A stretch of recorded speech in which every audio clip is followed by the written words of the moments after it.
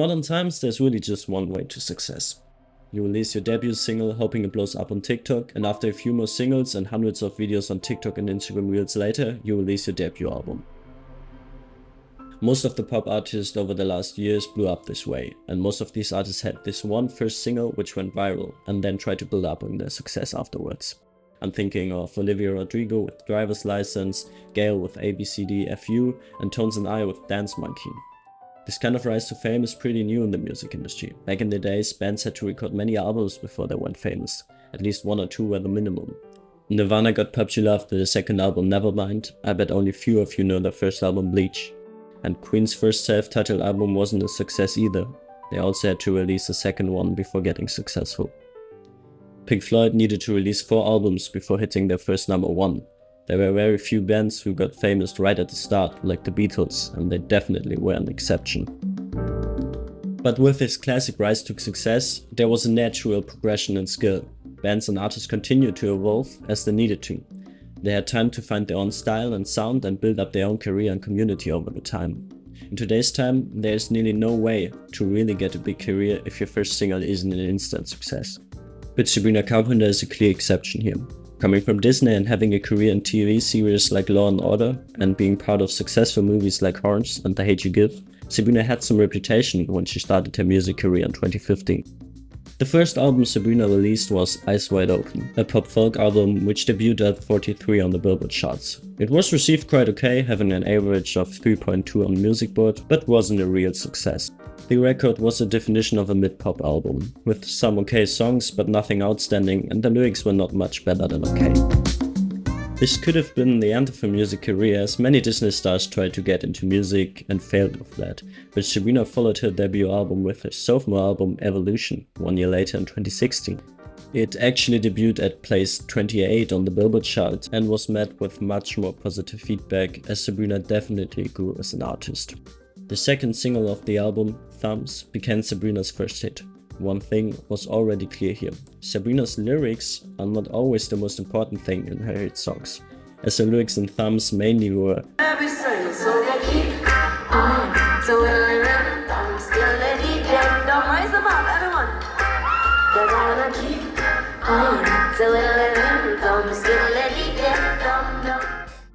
yeah.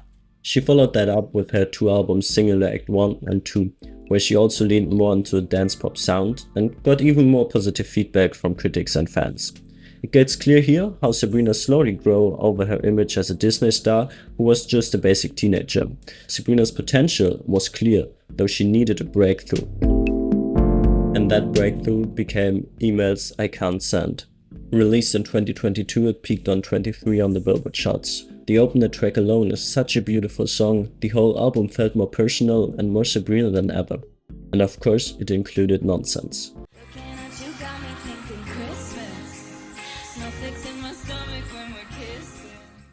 It actually was getting really popular due to Sabrina's ridiculous outros during live performances. BBC said I should keep it PG. BBC, I wish I had it in me. There's a double meaning if you dig deep. And then Sabrina released a deluxe version of the album in 2023 with the song Feathers. It was Sabrina's first song to reach the top 40 with a 21 chart peak in the US. Of course, the album also included the song Because I Like a Boy, referring to the Joshua Bassett and Olivia Rodrigo drama, but this is a whole nother topic. My favorite song from the album is actually Fast Times. It's such a fun song, I love it. But still, this album didn't make Sabrina the pop star she is today.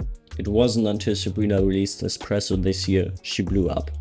I don't need to tell you how popular Espresso is. The song peaked at #1 in various countries including the US, UK, Australia and Canada. One secret to their success is certainly their producer, Julian Bunetta.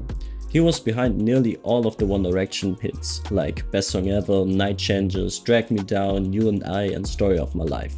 He also made Niall Horan's biggest song Slow Hands and worked with Louis Tomlinson on Miss You. Sabrina's previous hit Nonsense was also produced by him, so it is no wonder how that song blew up. But Espresso was clearly not a one-hit wonder. Sabrina followed it up with another absolute banger, Please Please Please. This song was produced by another legend, Jack Antonoff, arguably the most controversial producer. Some say he's boring, some say he's genius, but it can't be denied that the man who's behind some of Taylor Swift's biggest hits and who worked with Lorde, Lana Del Rey and Kendrick Lamar is a hit-making machine. And please prove that. It also peaked at number 1 in the US, Australia and the UK. One thing gets clear. Even in this time, with all the songs trending on TikTok, artists getting popular overnight but staying a one-hit wonder, there are still artists who have a natural progression.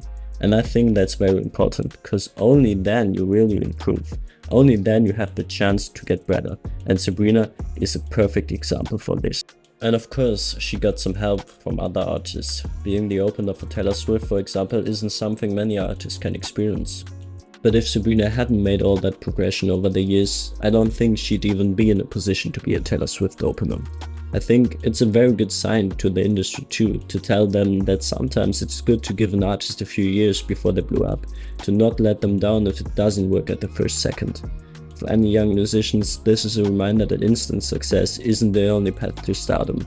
Sabrina's story shows that there's real value in taking the time to develop as an artist. It's not just about that one big hit, it's about building a lasting career, building personality, which sometimes takes some time, but Sabrina found it. Sabrina didn't just become a pop star by accident, she earned it, step by step, album by album. And I think in today's fast-paced world, that's a story worth celebrating.